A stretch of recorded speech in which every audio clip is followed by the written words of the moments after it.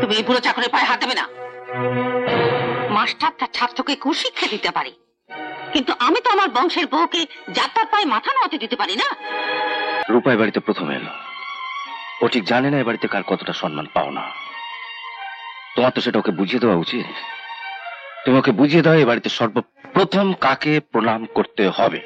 তুমি তোমার স্বামীর ঘরে ঢোকার অনুমতি তখনই পাবে যখন ওই বুড়ো চাকরটা ক্ষমা করে তোমাকে একতলা থেকে দোতলায় ওঠার অনুমতি দেবে। দারুণ দেখতে তো তোমার বউকে। সেই কাল লাগেনি এমএলএর মেয়ে টুকু, দেখো আস্তে না আস্তে এমনি তিন মাথা এক হয়েছে। যাও, এবার ঘরে যাবার আগে গুরুজনদের প্রণাম করে নাও। এসো মা, এসো, চির সুখী হও। সুখে থাকো।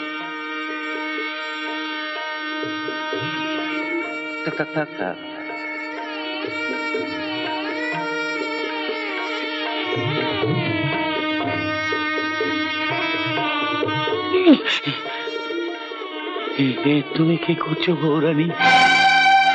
এক্ষুনি একটা কেলেঙ্কারি করছিলে তো, বাড়ির চাকরের পায়ে হাত দিয়ে প্রণাম করে জাত খাওয়াচ্ছিলে। রঘুদা,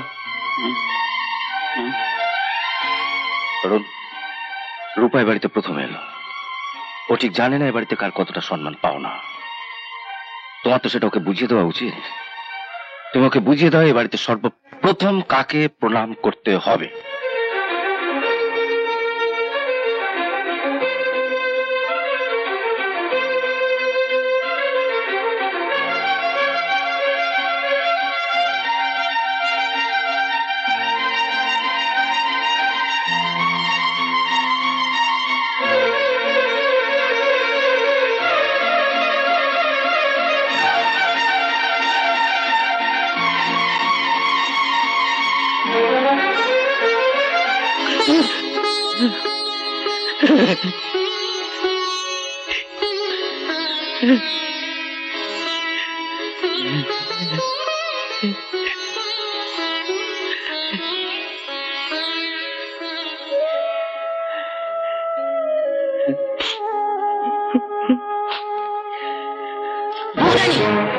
তুমি এই বুড়ো চাকরের পায়ে হাত দেবে না। মাস্টার তার ছাত্রকে কুশিক্ষা দিতে পারে, কিন্তু আমি তো আমার বংশের বউকে যাত্রার পায়ে মাথা নোয়াতে দিতে পারি না। পিসিমণি ঠিকই বলেছেন বৌরানী। ছোট দাদা বাবুকে আমি কোলে পিঠে করে মানুষ করেছি, ভুল করে ও আমার পা চুতে পারে, কিন্তু তুমি ভুল করবে কেন? যাও, আর তত্ত্ব কথা বলে সময় নষ্ট না করে রান্নাঘরে যাও।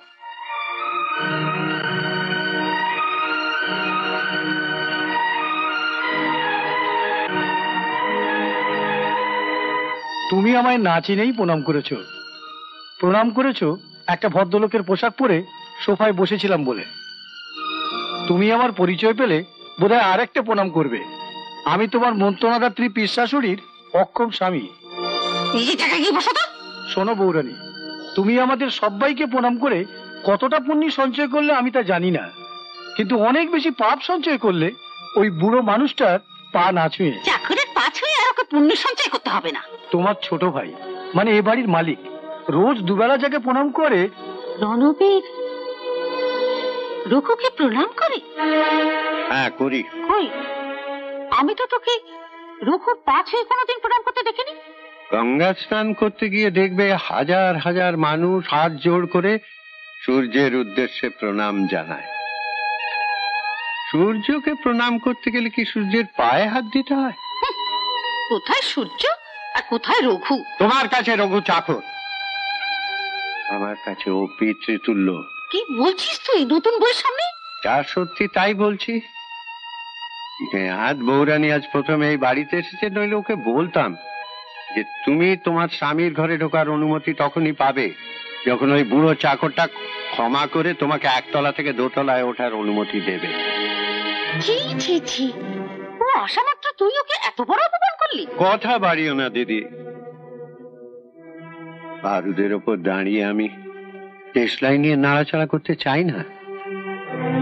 আমার এই সংসার যখন আমি তোমার ওপর ছেড়ে দিতে পেরেছি, বৌরানীকেও তোমার হাতে তুলে দিলাম। চলো বৌরানী, আয় তরুণ।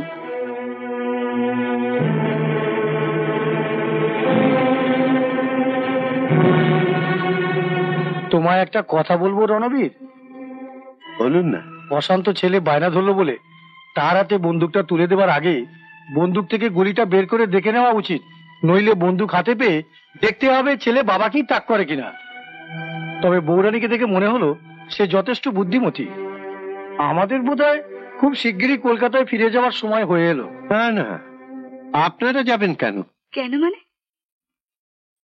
আমি তোমার বউ, আমি কি জানতে পারি না টুকুর সঙ্গে তোমার কি সম্পর্ক? ও আমাদের এখানকার এমএলএ এর মেয়ে, আমার ছোটবেলাকার বন্ধু। ওকে রোজই বাড়িতে আসে? হ্যাঁ, মাস্টারদা রোজ আসার সময় ওকে নিয়ে আসে, আমরা দুজনে একসঙ্গে পড়ি। আসলে আমাদের গায়ে এমএলএ এর মেয়ে টুকুকে উনি পড়ান। এমএলএ কে খুশি করবার জন্য ওর ইচ্ছে ছিল তরুণের সঙ্গে টুকুর বিয়ে হোক। কি হলো? খুব ভাবনায় পড়ে গেলে মনে হচ্ছে। শোনো, আমি তোমায় সোজাসুজি বলে দিচ্ছি, টুকু এ বাড়িতে আসতে পারবে না। কি বলছো তুমি? মাস্টারদা নিজে ওকে নিয়ে আসে, আমি বারণ করবো কি করে? তাছাড়া দেখো, এটা খুব খারাপ দেখাবে। খারাপ দেখাবে কেন? তুমি রণবীর বাবুকে খোলাখুলি বলবে যে মেয়ের বিয়েতে আমার অনেক টাকা ধার হয়ে গেছিল, তা স্যাকরা খুব তাড়া দিচ্ছে, আপনি আমায় 1000 টাকা দিন, আমি মাসে মাসে 50 টাকা করে কাটিয়ে দেবো। উনি যদি কিছু মনে করেন? কেন, এতে বৌরানী রাগ করবে কেন?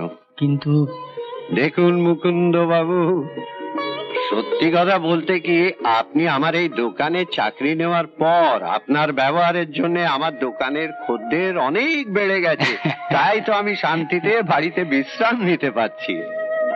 তা বাড়িতে ব্যবহারের জন্য একটা সাবান বা 1 শিশি তেল নিয়ে আপনি যদি দাম দিতে চান। দাম দেবো নাই বা কেন? আমি কি বিনা পয়সা আপনার দোকানে চাকরি করছি? আর কথা ভাবেন না তো, দিন, টাকা পয়সা যা আছে দিন, নিয়ে চলে যায়। ও দেখুন মুকুন্দ বাবু, আমি কিন্তু কাল থেকে রোজ দোকানে আসবো না। আপনি সারা সপ্তাহের হিসেব এই খাতায় লিখে রেখে দেবেন, আমি শনিবার শনিবার এসে হিসেব মিলিয়ে টাকা নিয়ে যাব।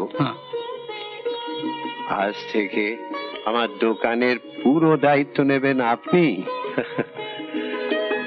আর আমার সব দায়িত্ব নেবে আপনার মেয়ে। আমি দায়িত্ব নেবো কেন বাবা? পিসিমা যখন রয়েছেন। দিদি যেমন আছেন তেমনিই থাকবেন, তবে সংসারটা তো দিদির নয়, সংসারটা তোমার। আর তরুণের মা বেঁচে থাকলে তোমাকে কত যত্ন করত, কত ভালোবাসতো। কেন, আপনি বুঝি আমায় ভালোবাসেন না?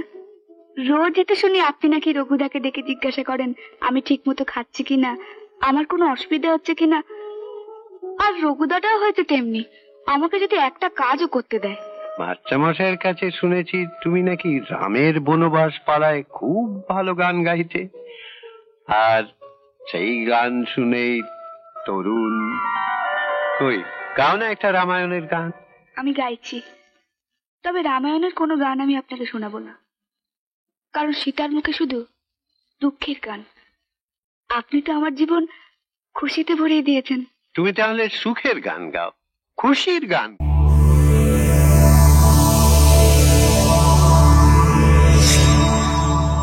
এরকম আরো অনেক সিনেমা দেখতে হলে ডাউনলোড করুন ক্লিক অ্যাপ।